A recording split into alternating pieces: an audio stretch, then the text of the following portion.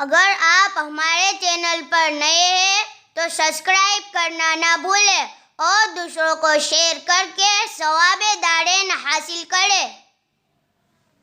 السلام علیکم ورحمۃ اللہ وبرکاتہ۔ آج کی گفتگو خصوصاً معتکفین کے لیے ہے اور عموماً ہم سبھی کے لیے ہے کہ جو اپنے اپنے گھروں میں ہیں وہ بھی ان چیزوں کا معمول کرے، انشاءاللہ ضرور فائدہ ہوگا۔ نمبر 1، مغرب کے نماز کے بعد کم از کم 6 رکعت نفل اور زیادہ سے زیادہ 20 رکعت نفل اوابین کے نام سے ادا کرے، پھر آیت الکرسی اور چاروں قول پڑھ کر بدن پر دم کر لے، اس کے بعد مختصر سا کھانا کھائے اور پھر نماز عشاء کی تیاری اور صف اول میں تکبیر اولیٰ کے ساتھ نماز پڑھنے کا اہتمام کریں۔ نمبر 2، عشاء کی نماز اور تراویح سے فارغ ہو کر علم دین حاصل کرنے اور اس پر عمل کرنے کی نیت سے کسی مستند اور معتبر دینی کتاب کا مطالعہ کرے یا کسی مستند اور معتبر عالم دین کے درس میں شرکت کرے۔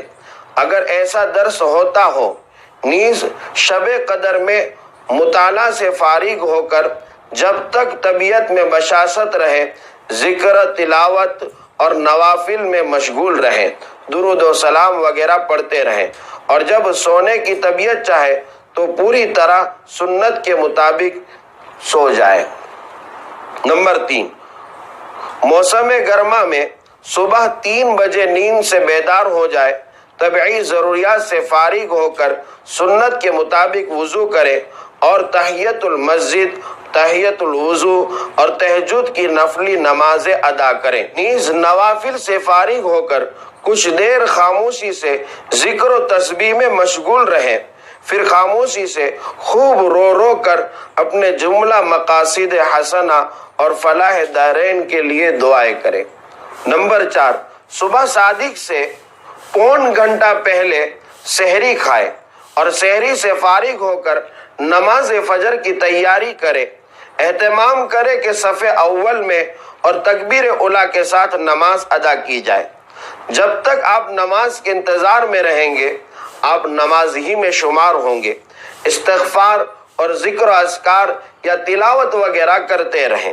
نمبر 5، نماز فجر سے فارغ ہو کر آیت الکرسی اور 4 قول پڑھ کر پورے جسم پر دم کرے اور تیسرا کلمہ اور درود شریف اور استغفار کی ایک تسبیح مکمل کرے۔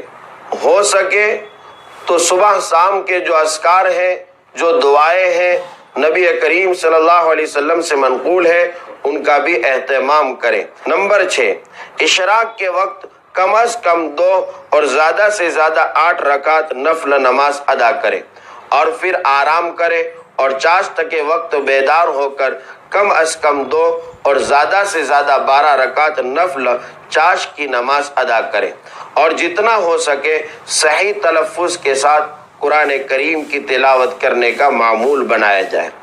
نمبر 7، جب زوال ہو جائے تو 4 رکعت نفل سنن زوال ادا کرے اور نماز ظہر کے انتظار میں صف اول میں بیٹھے اور تکبیر اولیٰ کا اہتمام کرے اور ظہر سے فارغ ہو کر صلاۃ التسبیح کا اہتمام کرے۔ یہ باقی 10 دن ہے، اس میں کم سے کم ایک مرتبہ ہمیں صلاۃ التسبیح روزانہ پڑھنی چاہیے۔ اگر 2 مرتبہ پڑھے تو رات میں بھی اس کا اہتمام کیا جائے۔ لمبا وقت ہے، گھروں میں ہی ہم بیٹھے ہیں تو اس کا اہتمام کرنا چاہیے۔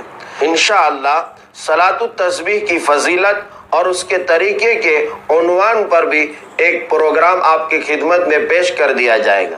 گجراتی میں ایک پرچہ میں نے چھپوایا ہی ہے، آپ تک پہنچا ہوگا تو خیر، اگر نہ پہنچا ہو تو اس کے لیے بھی آپ کانٹیکٹ کریں، انشاءاللہ پہنچا دیں گے۔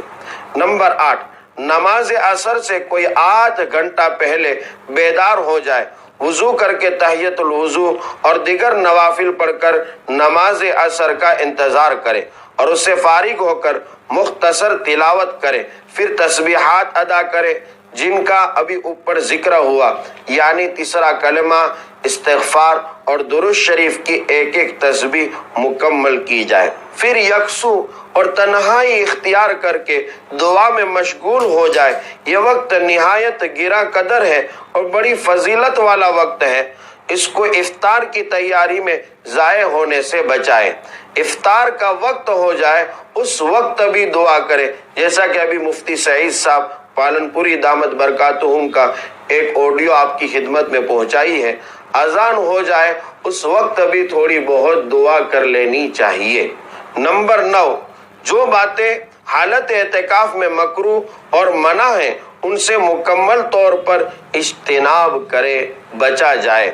نمبر 10، معتکف پر لازم ہے کہ صف اول میں خود آ کر بیٹھے، خود اگر کہیں اور ہو، اور تولیہ، رومال یا چادر وغیرہ سے اپنی جگہ روکے، ایسا کرنا درست نہیں ہے۔ اسی طرح معتکف کو یہ بات دھیان میں رکھنی چاہیے کہ اپنے ہر قول اور فعل اور اپنے اٹھنے بیٹھنے اور اپنے طرز عمل سے کسی دوسرے معتکفین کو یا کسی نمازی کو تکلیف نہ پہنچے، اس کا خوب خیال رکھنا چاہیے۔ اس لیے اپنی صفائی کا بھی خیال رکھے، مسجد میں ادھر ادھر کوڑا کرکٹ یا گندگی نہ پھیلائے۔ یہ کل 10 چیزیں تھی جو آپ کی خدمت میں پیش کی ہیں۔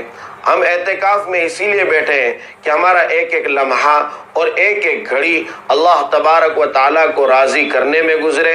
ہم غفلت نہ برتے، خاص طور پر موبائل کا استعمال بالکل نہ کرے، موبائل کا استعمال بالکل نہ کرے۔ مسجدوں میں ہمارے موبائلوں کی رنگ بجے یا ہم کوئی ویڈیو یا فوٹوز دیکھے یا گندی کوئی چیزیں ہمارے پاس کوئی بھیجے اور ہم اس کو کھولنے لگے، اس طرح سے پرہیز کیا جائے۔ خاص طور پر 10 دنوں میں اہتمام کرے۔ بقیہ دنوں میں بھی گندی چیزوں کا دیکھنا منائی ہے، لیکن مسجد کا احترام زیادہ ہوتا ہے۔ اللہ تعالیٰ عمل کرنے کی توفیق عنایت فرمائے۔